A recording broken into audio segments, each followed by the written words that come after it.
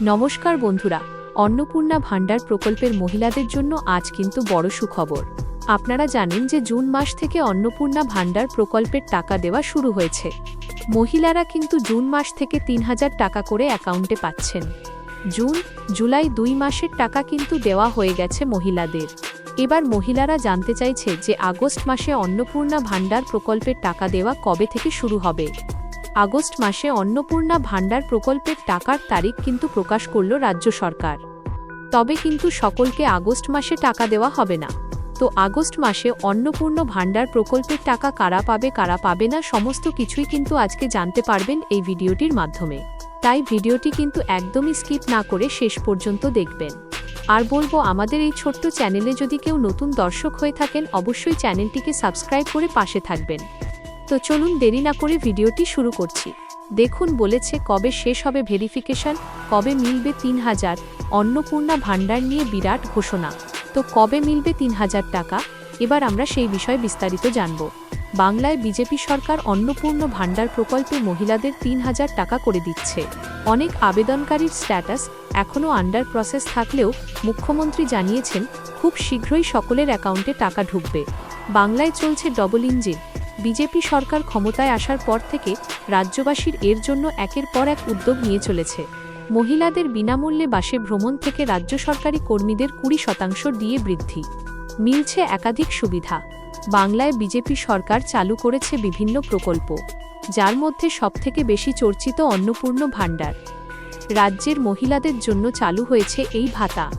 ইতিমধ্যে ২টি কিস্তিতে টাকা দেওয়া হয়েছে, এবার তৃতীয় কিস্তির পালা। মমতা সরকারের আমলেও পাওয়া যেত ভাতা। সে সময় রাজ্যে চালু ছিল বার্ধক্য ভাতা, বিধবা ভাতা, লক্ষ্মীর ভাণ্ডার, কন্যাশ্রী, যুবশ্রী থেকে শুরু করে একাধিক ভাতা। এই সকল ভাতার মধ্যে জনপ্রিয় ছিল লক্ষ্মীর ভাণ্ডার। সেই সময় রাজ্যের মহিলারা পেতেন ১,৫০০ করে। বিজেপি সরকার ক্ষমতায় আসার পর রাজ্যে চালু করেছে অন্নপূর্ণা ভান্ডার। রাজ্যের মহিলারা পাচ্ছেন এখন ৩,০০০ টাকা করে। তবে আবেদন করার পর এখনও অনেকের ভেরিফিকেশন সম্পূর্ণ হয়নি। অনেকে স্ট্যাটাস আন্ডার প্রসেস অথবা আন্ডার ভেরিফিকেশন আছে। কারা কবে টাকা পাবে জানানো হলো।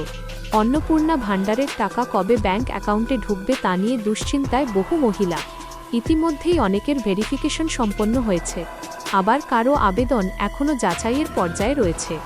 ফলে আগস্ট মাসের কিস্তি নিয়ে জল্পনা তুঙ্গে। প্রশাসনিক প্রক্রিয়া অনুযায়ী ভেরিফিকেশন সম্পূর্ণ হওয়ার পর ধাপে ধাপে ডাইরেক্ট বেনিফিট ট্রান্সফার অর্থাৎ ডিভিডির মাধ্যমে টাকা পাঠানো হবে। তাই যাদের নথি ও ব্যাংকের তথ্য সঠিক রয়েছে তাদের অ্যাকাউন্টে আগস্টের প্রথম সপ্তাহের মধ্যেই টাকা পৌঁছাতে পারে বলে অনুমান করা যাচ্ছে। মুখ্যমন্ত্রী বলেন, অন্নপূর্ণা ভান্ডার পাওয়া নিয়ে কোনো রকম উদ্বেগের কারণ নেই। রাজ্যের বিজেপি সরকার মহিলাদের জন্য অন্নপূর্ণা ভান্ডারের টাকা আরও দিতে রাজি। তবে যারা এখনও পর্যন্ত টাকা পাননি বা আন্ডার প্রসেস অথবা আন্ডার ভেরিফিকেশন আছে তাদের খুব শীঘ্রই টাকা ঢুকবে। সূত্র মারফত জানা যাচ্ছে অনেক মহিলা আগস্ট মাসে ডবল টাকা পাবে।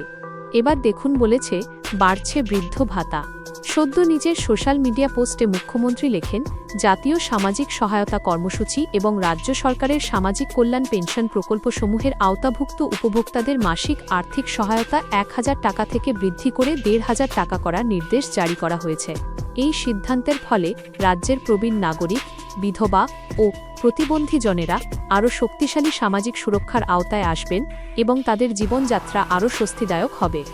জানা যাচ্ছে ১ সেপ্টেম্বর থেকেই বর্ধিত ভাতা অ্যাকাউন্টে ঢুকবে।